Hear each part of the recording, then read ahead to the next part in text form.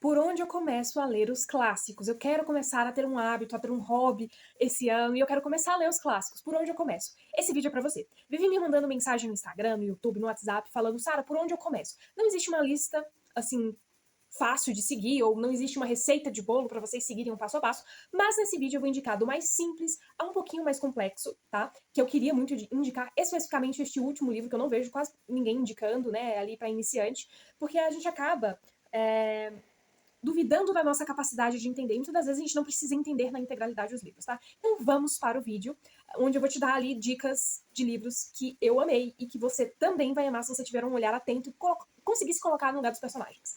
A minha primeira indicação para iniciantes que quer ler clássicos não poderia ser diferente. O Velho e o Mar, do Ernest Hemingway. Vamos lá. É um livro que basicamente conta a história de um pescador.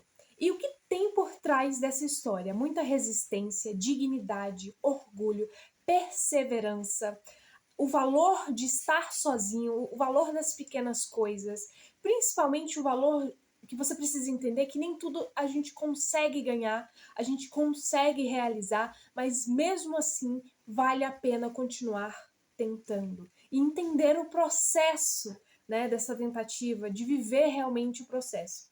Eu até brinquei esses dias, eu falando, eu queria logo pular para a parte que eu já, enfim, já sou bem sucedida, tenho família, filhos, mas eu parei para pensar, não, o Velho e o Mar me ensinou que a gente precisa aprender que existe um processo, existe um caminho, e muitas das vezes a gente quer algo, mas esse algo vai acabar não chegando do jeito que a gente espera, ou a gente vai acabar recebendo este algo, e não vai ser exatamente aquilo que a gente achava que era. Então, é um livro simples, é um livro acessível e é um livro fácil, mas muito profundo. O segundo livro não poderia ser outro. O Gênio e a Deusa. Foi meu primeiro contato com Aldous Huxley. Não foi com Admirável Mundo Novo. E eu amei a simplicidade com que ele passou a mensagem. Eu gostei muito na época. Eu falei, gente, caraca. Eu fiquei realmente imersiva ali naquela história. Eu acho que principalmente porque fala sobre intelectualidade. É uma das coisas que eu mais admiro em uma pessoa. É a intelectualidade dela. Só que ele nos faz questionar se um ser extremamente gênio, com uma genialidade extrema, significa que aquela pessoa ela é plena, significa que ela sabe viver como um ser humano. Eu até salvei aqui. Ela sabe ser pleno como um ser humano. Será que significa isso? E aí é um personagem que vive ali, convive com um gênio, que é o marido, e um ser mais frágil, que é a deusa, que é a esposa, né? É um jovem cientista que narra sua convivência com um grande gênio intelectual e com a esposa dele, revelando sobre genialidade extrema, né? E o como ela pode conviver ou não e até causar desequilíbrios emocionais. Então, eu acho que naquela época foi um livro que eu precisava ler, mas era um livro fácil, era um livro conforto e questionador de certa maneira. O terceiro livro é A Felicidade Conjugal, do Tolstói. Foi um dos primeiros, se não o primeiro clássico que eu li, gente. E eu gostei bastante, assim, talvez eu não tenha entendido tanto, assim, logo de cara, mas eu falando aqui a premissa, vocês vão ficar de olho na história. Basicamente, conta a história de uma moça jovem que casa com um homem mais velho. E aí, felicidade conjugal, a gente já fica parando pra pensar, caramba, será que eles vão ser felizes? O percurso todo não, mas mostra a mudança, né, da paixão para o hábito, o quanto você precisa se reinventar dentro de um casamento, amadurecer, o quanto não é fácil realmente conviver com uma outra pessoa por mais que você ame ela. Então, é um livro fácil de entender, de certa maneira, tanto que foi um dos primeiros, se não o primeiro, eu não me recordo exatamente, mas eu acho que foi o primeiro livro clássico que eu li, e hoje, até hoje, estou lendo clássicos, então eu acho que é um bom começo, não é aquele livro, meu Deus, não consigo entender. Eu acho que o Tolstói, ele pode ter uma linguagem complicada, mas nesse livro ele não tem, e ele tem uma linguagem um pouco mais fácil do que o Dostoiévski, então o Dostoiévski não estará nesta lista de livros para iniciantes, porque eu acho que depois de você ler esses 10, 11 livros que eu vou indicar para vocês, aí vocês podem começar a ler Dostoiévski. Ou se vocês quiserem chutar o pau da barraca, vocês podem começar a ler Dostoiévski, mas vocês vão ficar meio melancólicos e talvez muito reflexivos e talvez não entendam muito bem a história, então É isso. O quarto livro não poderia ser outro que O Primeiro Amor de Ivan Turguniev. Esse livro nos ensina o poder, os ensinamentos do primeiro amor, né? O como a gente aprende com este primeiro amor, como acaba causando problemas futuros, né? Nossas expectativas em relação a outras pessoas. Então, o protagonista ele vai lembrando ali do seu primeiro amor, ele vai falando sobre ciúmes, ele vai falando sobre as sensações que ele sentia. É um livro que eu achei muito bonito. É curto, não é difícil de entender. Rapidinho, com uma sentada, você consegue terminar este livro. Eu gosto de livros assim, tá? Com uma pegada um pouquinho mais reflexiva, sabe? Que tem umas frases, assim, que você fica refletindo sobre, né? Inclusive, eu quero ler um trechinho com vocês desse livro. Tem muita gente que não gosta, ou acha muito simples, ou acho que, na verdade, essas pessoas não entenderam ou não pararam. Isso que eu falei pra vocês lá no início. Primeiro amor, beleza. Você vai ler este livro e lembrar do seu primeiro amor. Você vai lembrar da sensação, dos ensinamentos que você teve com aquela pessoa. É se colocar no lugar do protagonista, entendeu? Não só apenas ler a história de uma terceira pessoa, mas finge que você está lendo a sua, entendeu? Sobre a sua perspectiva, sobre as suas vivências. E ele diz o seguinte: os sentimentos meigos, as melodias suaves, a bondade e a serenidade de uma alma comovida, o contentamento que se dissolve em contato com as primeiras ternuras do amor. Onde estão? Onde estão? A gente, quando namora pela primeira vez, ama pela primeira vez, é muita ternura. E infelizmente a gente vai perdendo isso ao longo da história e da nossa vida, né? Da história da nossa vida. E eu acho que a gente deveria manter ela ao longo de toda a vida. O livro é O Alienista, do Machado de Assis. Eu tenho um carinho muito grande por esse livro porque eu citei no meu TCC. É um livro diferente dos outros, mas continua naquela pegada mais fácil, mais simples e mais curta. São livros mais finos que você vai ler muito rápido, né? Se você se dedicar ali meia horinha por dia, ou até se você quiser ler tudo em um dia só. Então, basicamente, a gente ali conta a história de um médico que ele vai para uma cidade e ele começa a catalogar, né, ou separar os homens comuns, os homens normais, os loucos, até praticamente toda a cidade acabar indo para o manicômio, né? E a gente acaba levando para nossa realidade. Hoje parece que todo mundo se encaixa em algum tipo de loucura, em algum tipo de transtorno, em algum tipo de, sei lá. Já dizia, né, o Guido Palomba, hoje para você ser louco é muito fácil, né? Ou as pessoas acabam pagando de louca, né? Essa é uma das alternativas. Então é um livro curioso, engraçado, né? Que faz nos questionar quem é que decide se uma pessoa é louca ou não. Será que aquela pessoa é realmente é louca ou ela simplesmente está falando a verdade? Ou ela tem uma visão um pouco ampliada da nossa realidade? Então é um livro muito curioso, simples e dá para qualquer pessoa ler.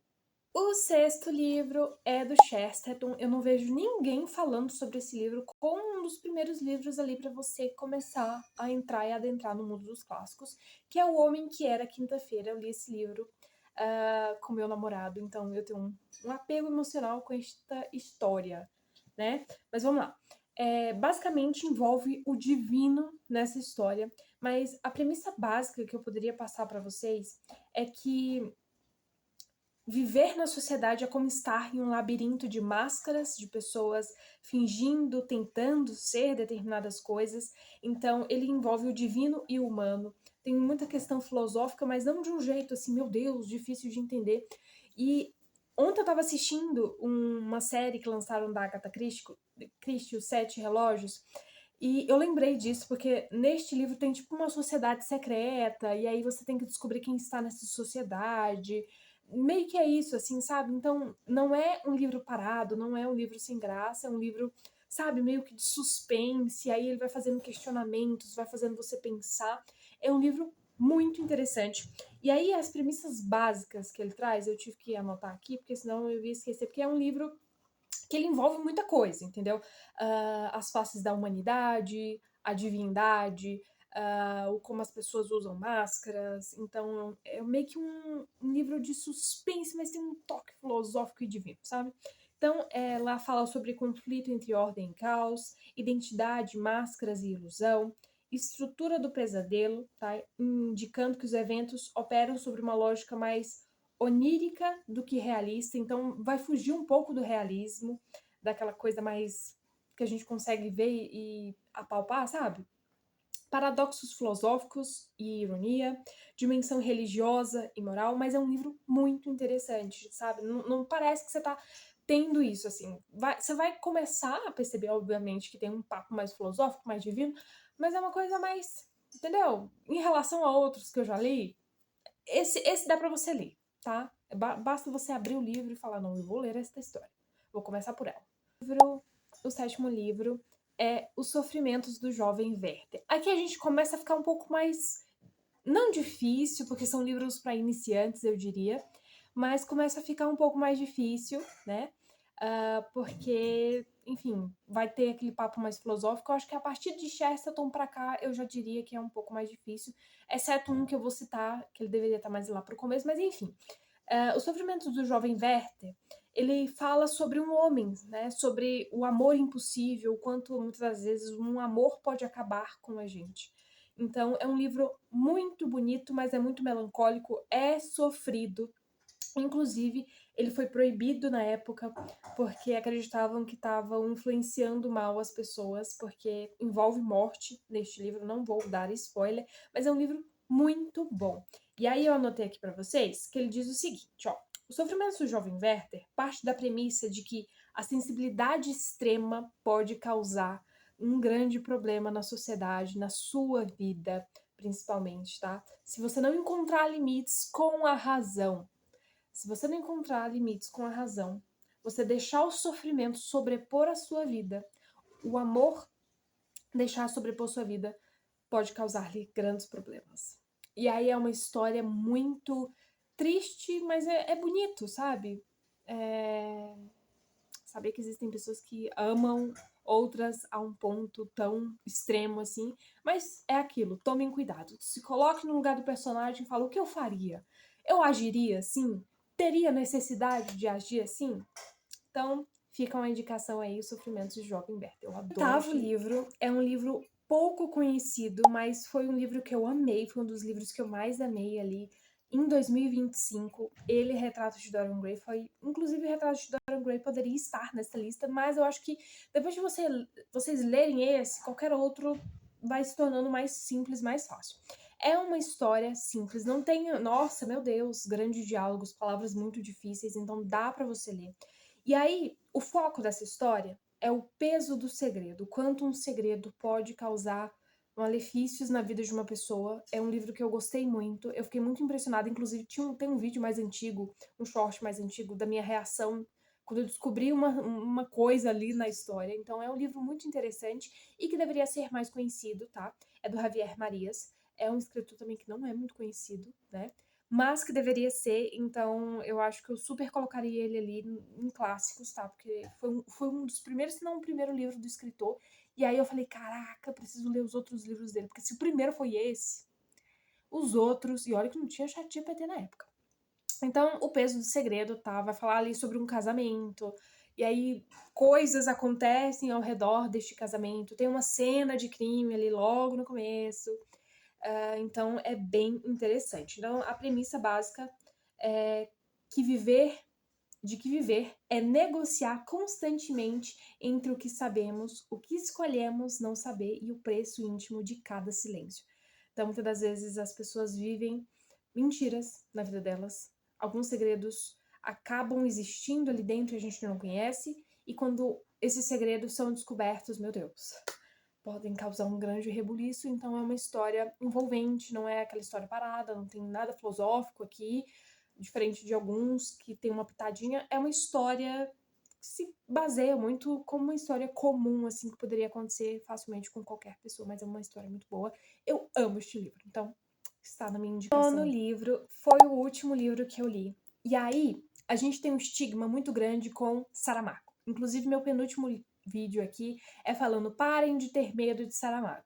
Porque, gente, eu fiquei impressionado o quanto não tem nada de... Não é grandioso, porque aí eu estaria diminuindo o autor, mas não tem nada de impossível na história. É uma história muito curiosa, que fala sobre a morte, ali como protagonista principal, ali da metade do livro pra lá, o como a morte, ela convivendo com outras pessoas, ela pode acabar se apaixonando, se humanizando, refletindo sobre sua vida. E aí, quando você coloca a morte como um simples protagonista e não um acontecimento, você vai refletindo mais sobre a vida e falando: caraca, a vida realmente precisa ter fim, a morte só tá fazendo o trabalho dela. Enfim, você para pra ter uns papos meio filosóficos e estoicos sobre a vida e a morte. É um livro muito bom, não é impossível. Se você tiver dificuldade em alguma palavra ou outra, pesquise, mas eu não costumo pesquisar, acredite.